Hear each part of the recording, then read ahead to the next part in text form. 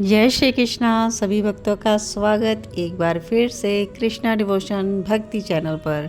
आप सुन रहे हैं पूजा कृष्णादासी को, और कृष्णा भक्ति करना और करवाना ही मेरा मोटिव है।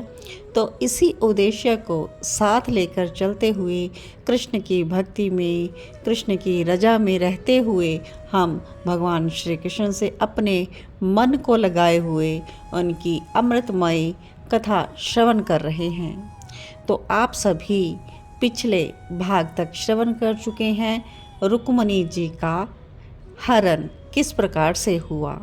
तो इसके आगे की कथा हम आगे बढ़ाएंगे आज।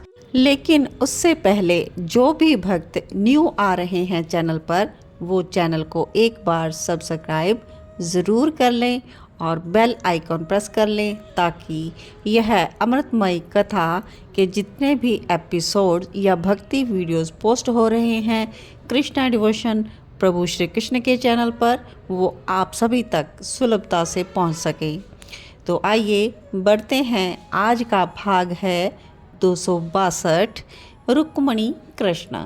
तो भगवान श्री कृष्ण विवाह के बीच से ही, यानी कि जब रुक्मणी जी पूजा करने के लिए जाती हैं तो वहाँ से उनका हरण कर लेते हैं। तो इसके आगे क्या होता है, आइए आज के प्रसंग में हम श्रवण करेंगे। राजकुमारी रुक्मणी का हरण हो गया, यह बात हवा की तरह सारे विदर्भ देश में फैल गई। शिशुपाल, जरासंध, रुक्मी आदि सब बैठे थे। आपस में हास्य विनोद चल रहा था और तभी एक सैनिक सूचना देता है आकर कि राजकुमारी का हरण हो गया। और यह सुनते ही शिशुपाल चिल्ला उठा, मैं तो कह ही रहा था वो चोर है, चोरी करना उसे अच्छे से आता है। आज उसने फिर, ओहो, अब तो वो दीवार पर मस्तक पटकने लगा। रुक्मी ने अपने सैनिकों को डांटते हुए कहा, तुम क्या कर रहे थे? सैनिक कहते हैं कि वो राजकुमार इतना सुंदर था कि हम सब कुछ समय के लिए सब कुछ भूल गए। उसकी मुस्कुराहट, उसकी पीतांबरी, उसकी गज जैसी चाल। तो आगे से रुक्मी कहता है, मूर्ख हो तुम सब सैनिक, और अपने ही सैनिक के ऊपर झपटा। तो जरासंध ने अलग किया रुक्मी को, इस बेचारे को मारकर क्या होगा, सब अपनी अपनी सेना निकालो, अभी वो निकट ही होगा विदर्भ के। विदर्भ की सीमा पार उसने की नहीं होगी, उसे घेर लेते हैं और राजकन्या को छुड़ाकर उसे मार देंगे। जरासंध की बात सुनकर दौड़े सभी अपनी अपनी सेना लेकर। जरासंध के शिशुपाल सबने अपनी सेना को आदेश दे दिया। हजारों हाथी, हजारों अश्व, अनेकों हजारों सैनिक सब दौड़ पड़े श्री कृष्ण की ओर। और इधर राजा भीष्म ने सुना कि रुक्मणी का हरण श्री कृष्ण ने किया है, तो वो आए अपने पुत्र के पास। रुक्मी सेना को आदेश दे रहा था, तो कहता है, पुत्र जो हुआ अब उस पर ज़्यादा विचार मत करो, हम सब मिलकर चलते हैं द्वारिका और कन्या का दान कर देते हैं। यह सुनते ही रुक्मी तो अपने दांत क्रोध से भींचने लगा। कहता है, मैं रुक्मणी को लेकर आऊँगा और कृष्ण का वध करके आऊँगा, और हाँ, अगर मैं ये नहीं कर सका तो विदर्भ को पलट कर भी नहीं देखूँगा।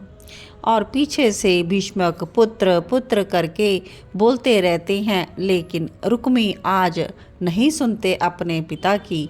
वो क्रोध के कारण मानसिक रूप से रुग्ण हो चुके थे।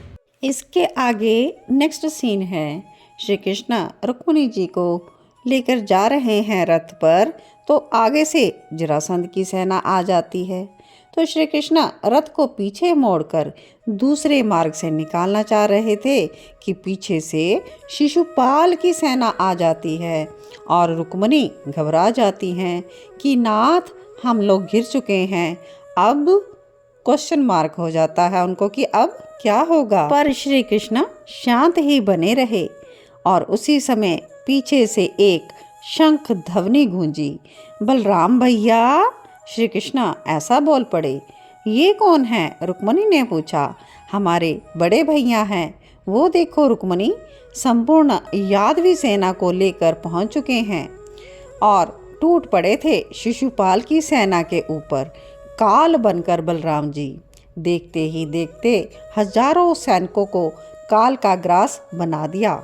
शिशुपाल समझ गया कि अब इनसे रुक्मणी को छुड़ा पाना संभव नहीं है और वो जरासंध को पुकारने लगा। बलराम जी तुरंत श्री कृष्ण से कहते हैं कि कृष्णा, तुम निकल जाओ। श्री कृष्ण मुस्कुराते हुए बोले, ये आपकी बहू रुक्मणी वंदन करने के लिए झुक ही रही थी कि कहते हैं ये सब बाद में होता रहेगा, तुम निकलो यहाँ से रुक्मणी को लेकर। कृष्ण कहते हैं, पर दादा आप अकेले? हाँ, मैं अकेला पर्याप्त हूँ, तुम जाओ जाओ। बलराम जी ने श्री कृष्ण को दूसरे मार्ग से निकाल दिया और स्वयं जरासंध की सेना पर हल मूसल का प्रहार करने लगे। और श्री कृष्ण जा रहे हैं, उनका रथ दौड़ रहा है वायु के वेग से। लेकिन तभी पीछे से एक आवाज आती है, चोर, ए चोर, रुक जा रुक जा। श्री कृष्ण ने रुक्मणी से कहा, ये हमें चोर चोर कौन कह रहा है? रुक्मणी ने पीछे मुड़कर देखा तो नाथ रुक्मी भैया है। ओहो! श्री कृष्ण मुस्कुराए, फिर स्वयं भी रथ से चिल्लाकर बोले, एक बार बोलना जीजा जी, देख कितनी जल्दी रुकता हूँ। ये कहते हुए श्री कृष्ण ने रुक्मणी की ओर देखा और रुक्मणी ने चरण पकड़ लिए। भगवन, मारना नहीं, मेरे भैया हैं। रथ रुका। श्री कृष्ण रथ से नीचे उतरे। ये कहते हुए उतरे कि अपने साले को कोई मारता है। रुक्मी को क्षण में ही पकड़ लिया। श्री कृष्ण हंसे, तलवार ली। रुक्मिणी हाथ जोड़ रही है, आपसे मैंने कहा था मारना नहीं। श्री कृष्ण ने हंसते हुए रुक्मी के केश काट दिए, मूंछ काट दी और अपनी पीताम्बरी से बांध रथ के पहिए में बांध दिया। और तभी बलराम जी जरासंध की सेना और शिशुपाल की सेना को पराजित करके लौट रहे थे। वो बोले, कृष्णा, तुम सुरक्षित तो हो? हाँ दादा, मैं सुरक्षित हूँ, श्री कृष्ण बोले। पर ये क्या? रथ के चक्र को ध्यान से देखा, ये कौन है तेरे रथ के पहिए में? कृष्ण खिलखिलाते हुए बोले, कोई नहीं, साला है, बांध दिया दादा। गलत बात, छोड़ो उसे। पास में आ गए अब बलराम जी। रथ से उतरकर रुक्मी को छुड़वाया, फिर बोले, तेरा बचपना नहीं गया? अरे अब तू कन्हैया नहीं, द्वारकाधीश है। गंभीर तो बन, कुछ तो गंभीरता ला। तेरी मैया यशोदा ने तेरी आदत बिगाड़ दी है। बलराम जी ऐसा बोल रहे हैं, किंतु श्री कृष्ण, मेरी यशोदा मैया, क्या उसको ये सूचना मिली होगी कि उसकी बहू आ गई है? सजल नयन हो गए श्री कृष्ण के। हाँ कृष्णा, माँ रोहिणी अवश्य बताएंगी, सूचना अवश्य भिजवाएंगे कि अब कृष्ण अकेला नहीं, रुक्मणी कृष्ण हो गया है। इस तरह चर्चा करते करते श्री कृष्ण बलराम द्वारका में लौट आए और द्वारका में महा महोत्सव का आयोजन किया गया। द्वारिका दुल्हन की तरह सज धज कर तैयार हो गई थी। तो इस प्रकार से हम सभी ने श्रवण किया श्री कृष्ण के द्वारा रुक्मणी जी का हरण और विवाह।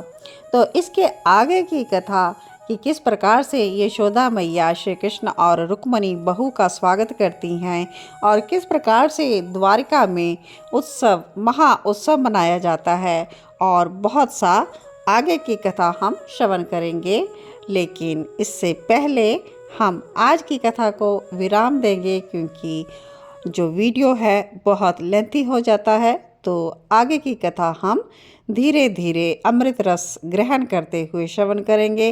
तो तब तक सभी को जय श्री कृष्णा। सभी के हृदय में विराजमान मेरे प्रिया प्रीतम युगलवर को कोटि कोटि वंदन।